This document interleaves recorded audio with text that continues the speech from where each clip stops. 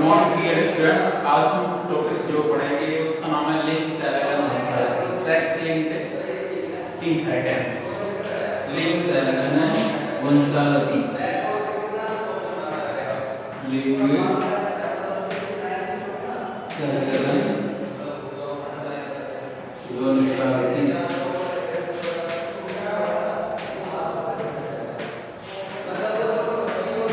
Links एलेगन वंशावली, sex linked inheritance, sex linked inheritance. देखो जो लिंग जो गुणसूत्र होते हैं, सेक्स क्रोमोसोम्स जो होते हैं, उनका जो रोल होता है वो क्या होता है, सेक्स डिटरमिनेशन का होता है। यानी लिंग जो गुणसूत्र होते हैं वो लिंग का निर्धारण करते हैं।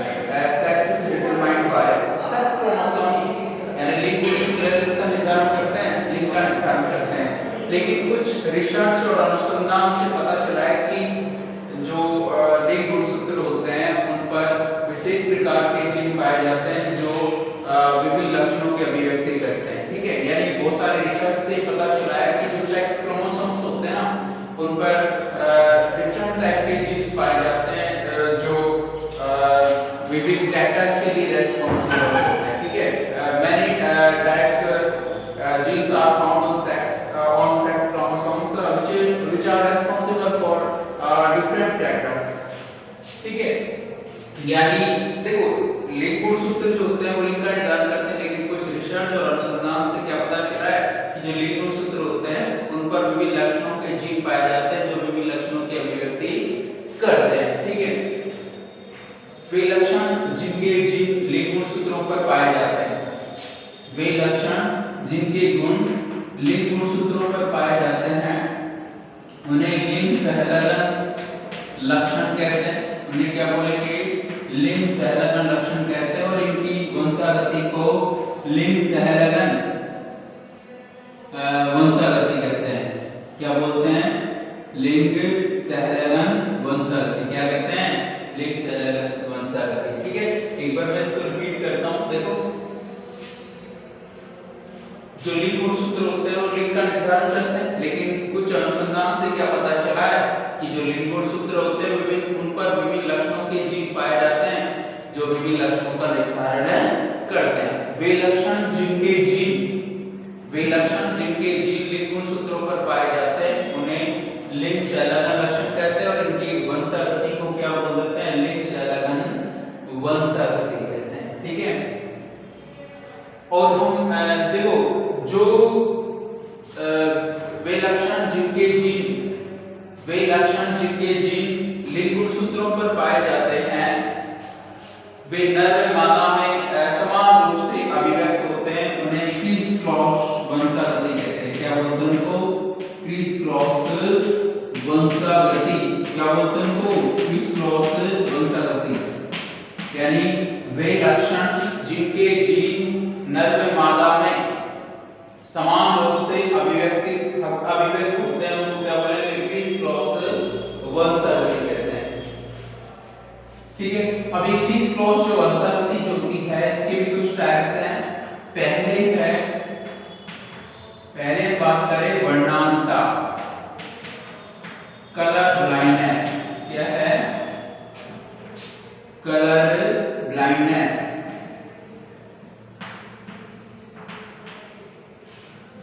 Colour blindness. ठीक है, देखो वर्णांता के कारण जो व्यक्ति है वो रंगों में भेद नहीं कर पाता, यानी रंगों को पहचान नहीं पाता। कलर ब्लाइंडनेस के कारण जो व्यक्ति है वो रंगों में भेद नहीं कर पाता है। सामान्यतः व्यक्तियों में लाल व हरे रंग की या अधिकतर व्यक्तियों में लाल व हरे रंग की वर्णांता पाई जाती है। Mostly red and green colour blindness are found in people, यानी जो मोस्टली जो लोग होते हैं उनमें लाल व हरे रंग की वर्णांता पाई जाती है। इस वर्णांता के कारण व्यक्ति जो होता है लाल व हरे रंग में अंतर स्पष्ट नहीं कर पाता, लाल व हरे रंग में अंतर स्पष्ट नहीं कर पाता। ठीक है, ये जो वर्णांता होती है इसमें क्या होता है कि रंगा कोशिकाओं को बनाने वाले जीन जो होते हैं, इस वर्णांतता के कारण क्या होगा कि जो रंगा कोशिकाएं हैं इनको बनाने वाले जीन जो होते हैं वो अनुपस्थित होते हैं, जिसके कारण रंगा कोशिकाएं नहीं बन पाती हैं। और रंगा कोशिकाएं जब नहीं बन पाती हैं तो व्यक्ति लाल व हरे रंग में अंतर स्पष्ट नहीं कर पाता है।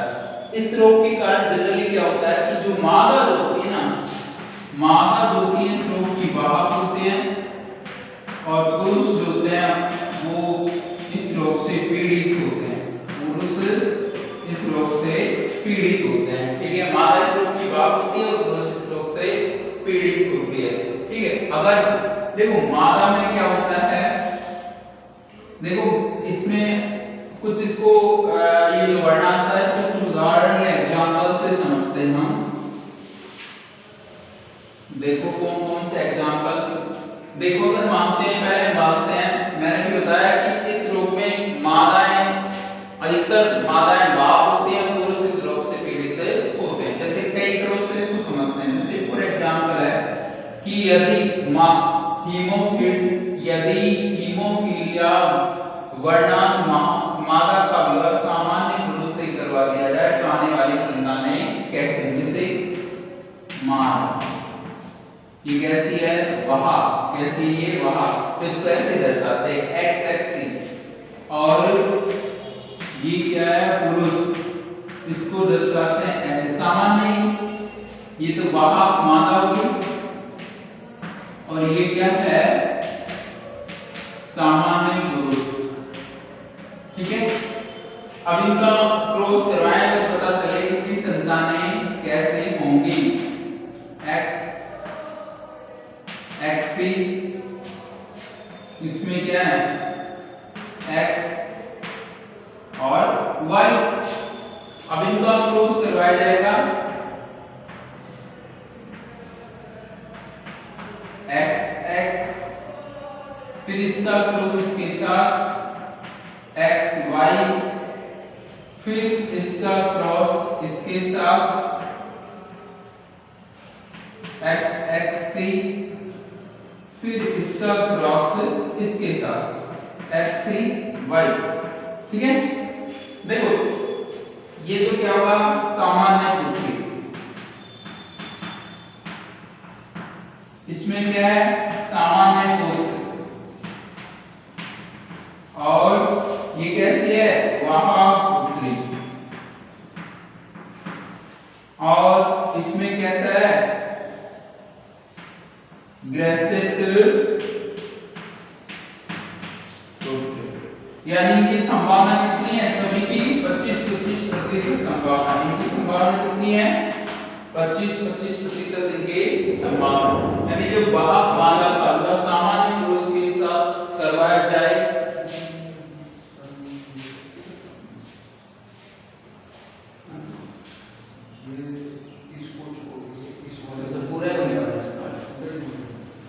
ठीक है। यानी हम अभी बात कर रहे थे कि जब वाहक मादा का विवाह है, वो जब वाहक मादा का विवाह सामान्य पुरुष के साथ करवा दिया जाए तो क्या होगा? 25% सामान्य पुत्रियां, 25% सामान्य पुत्र और वाहक कितनी है? 25%, ठीक है। और ग्रसित कितने हो गए हैं? 25%। ग्रसित कितने हो गए हैं? 25%। और एग्जांपल नहीं, देखो दूसरी संभावना मानते हैं क्या? देखो दूसरी संभावना देखते हैं। दूसरी संभावना है यदि वाहक मादा, यदि वाहक मादा और ग्रसित पुरुष, ये लिखते हैं, इसका क्रॉस करवाते हैं तो आने वाली जो संतति है वो कैसी होगी? देखो वाहक को हमने कैसे लिखा? XXC। और ग्रसित पुत्र को कैसे लिखा? तो सॉरी, पुरुष को कैसे लिखा? XCY, ठीक है। इसके क्या बनेंगे? युग्मक यहां लेते हैं, इसके गैमेट क्या बनेंगे? ठीक है। वेक्टर जो क्या है? फीमेल है और इन्फेक्टेड मेल है। इनका क्रॉस कराया गैमेट क्या बनेंगे?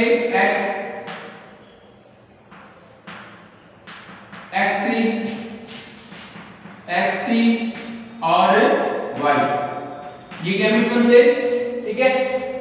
इसका क्रॉस इसके साथ एक्सी एक्स, ठीक है। अब इसका क्रॉस किसके साथ, इसके साथ एक्स वाई। अब इसका क्रॉस इसके साथ एक्सी एक्सी, ठीक है। इसका क्रॉस इसके साथ एक्सी वाई, ठीक है। अब इसकी देखते हैं संभावना क्या होगी। इसकी संभावना क्या है, ये क्या हो गई, वहां पुत्री सामान्य पुत्र, ठीक है। ये क्या है, पीड़ित पुत्री और पीड़ित पुत्र, यानी इनमें सभी की संभावना कितनी हो गई है, 25%, ठीक है। कितनी संभावना हो गई कि 25% संभावना हो गई है, ठीक है। ये तो क्या था, वर्णनात्मक कलर ब्लाइंडनेस। क्या है ये, कलर ब्लाइंडनेस में जो संभावना एग्जांपल के द्वारा हम इसको समझ सकते हैं, ठीक है। यानी कलर ब्लाइंडनेस में क्या होता है कि कोई भी पर्सन जो होता है वो कलर को आइडेंटिफाइड नहीं कर पाता। मोस्टली जो पर्सन है उसमें कैसा रेड और ग्रीन कलर ब्लाइंडनेस पाया जाता है। ऐसा क्यों होता है कि जो कलर सेल को बनाने वाले जीन जब एब्सेंट होते हैं तो कलर जो सेल्स होती हैं वो बन नहीं पाती हैं, जिसके कारण जो कोई भी पर्सन जो होता है वो कलर को आइडेंटिफाइड नहीं कर पाता। इसमें क्या हुआ, मोस्टली जो फीमेल वो वेक्टर होती है और जो मेल जो होता है वो कैसा होता है, इन्फेक्टेड होता है। कैसा होता है, इन्फेक्टेड। अगर हम वेक्टर की बात करें तो फीमेल वेक्टर को ऐसे लिखते हैं और इन्फेक्टेड जो मेल होता है उसको ऐसे लिखते हैं, ठीक है। अब इसके बाद अगली जो डिजीज है हीमोफीलिया, कौन सी है, हीमोफीलिया।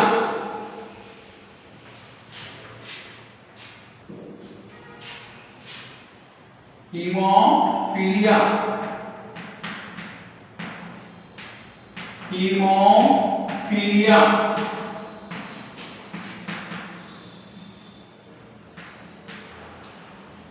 हीमोफीलिया। तो ये जो रोग होता है रक्त स्कंदन कारक, रक्त स्कंदन कारक अनुपस्थित होने के कारण होता है। ब्लड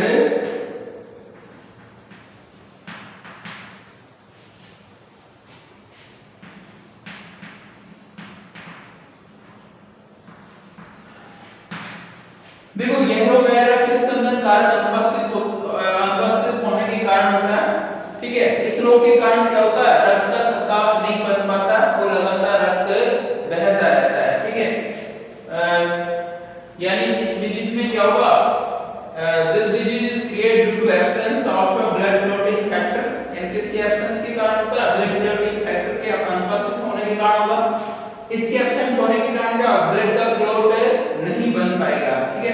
जब क्लॉट नहीं बन पाएगा तो उसे क्या बोल देते हैं, हीमोफीलिया बोल देते हैं। ये सबसे पहले ब्रिटेन की महारानी की वास्तव पायरेस है, इसको रॉयल डिजीज भी बोल देते हैं। अगर किसी इसमें कोई होता है कि जो यानी फीमेल है वो तो क्या होती है, वेक्टर होती है, यानी फीमेल वेक्टर कैसे लिखते हैं, और जो मेल होता है वो इन्फेक्टेड होता है, ठीक है। अगर किसी बाय द वे अगर किसी जो फीमेल है वो इस रोग से पीड़ित है, इन्फेक्टेड है, तो मतलब व्यस्त अवस्था तक ही जीवित रहे, एडल्ट स्टेज तक ही जीवित रह पाएगी। क्यों, ऐसा क्यों होता है, ऐसा इसलिए होता है क्योंकि इसमें मेंस्ट्रुअल जो साइकिल आता है उस टाइम क्या होता है, ब्लड का क्लॉट नहीं बन पाता, जिससे ब्लड की कमी हो जाती है। मासिक चक्र के दौरान क्या होता है, ब्लड है वो उसकी कमी हो जाती है, जिससे उसकी मृत्यु हो जाती है, ठीक है। इसको हम बात कर रहे थे अभी, इसके भी कुछ एग्जांपल है। कौन से एग्जांपल देखते हैं अभी, देखो पहला एग्जांपल इसको हम लिखते हैं ऐसे, जैसे वेक्टर फीमेल वाहक मादा, जिसको क्या बोलते हैं, वेक्टर फीमेल,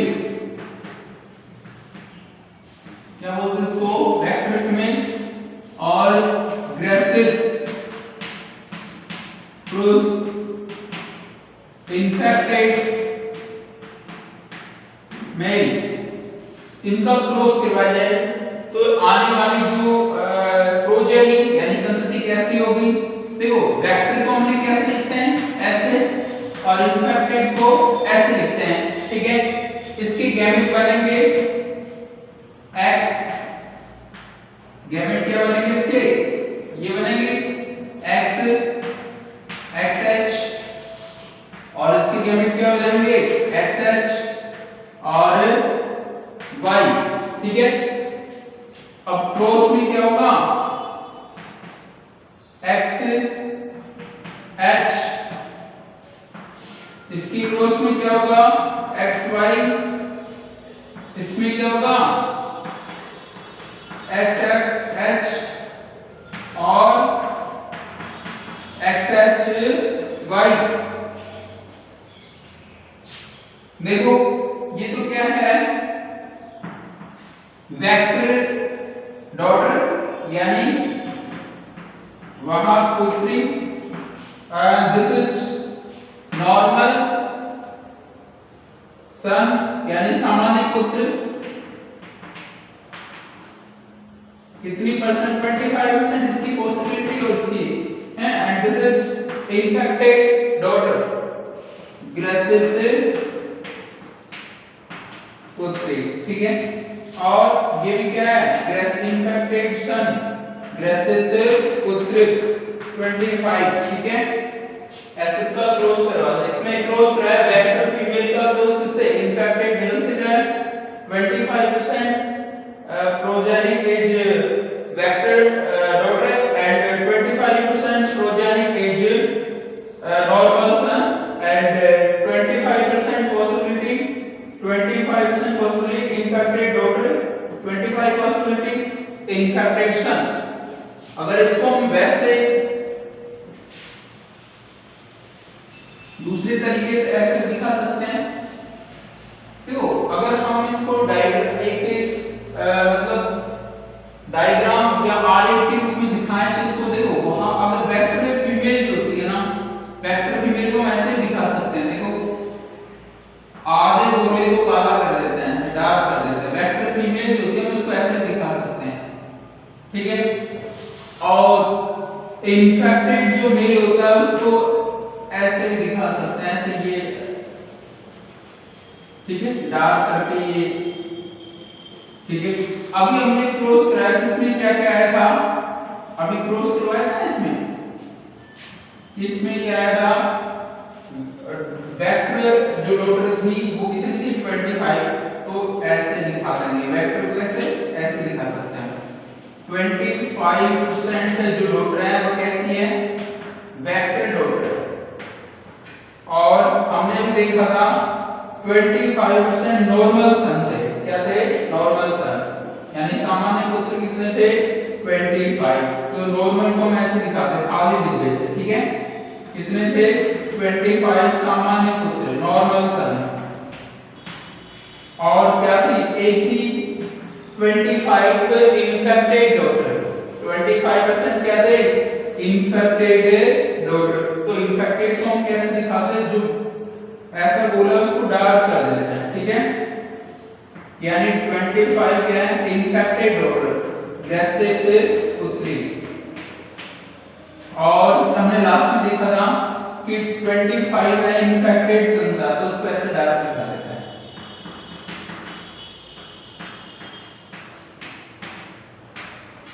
ठीक है। ऐसे भी लिख सकते हैं इसको। आगे है sickle cell anaemia.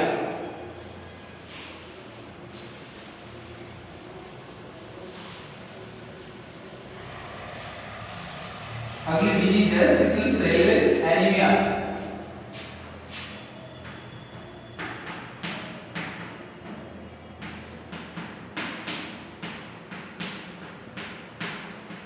Anaemia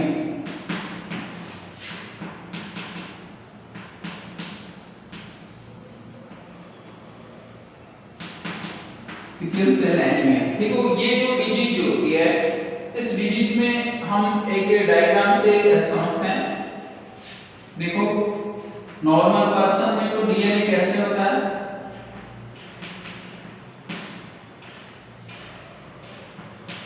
normal person में कैसे होता है, एक सामान्य पर्सन, ठीक है। और इन्फेक्टेड यानी सिकल सेल पर्सन,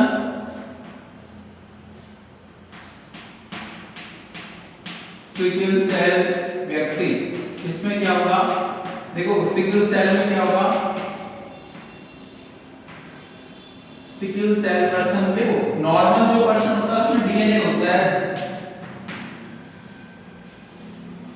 डीएनए ऐसे होता है, डीएनए में जो नाइट्रोजन बेसेस ऐसे होते हैं, और सिकल सेल में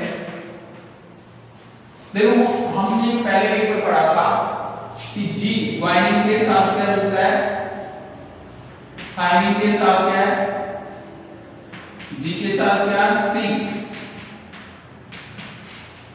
यानी ग्वानिन के साथ साइटोसिन, एडेनिन के साथ थाइमिन, ग्वानिन के साथ साइटोसिन।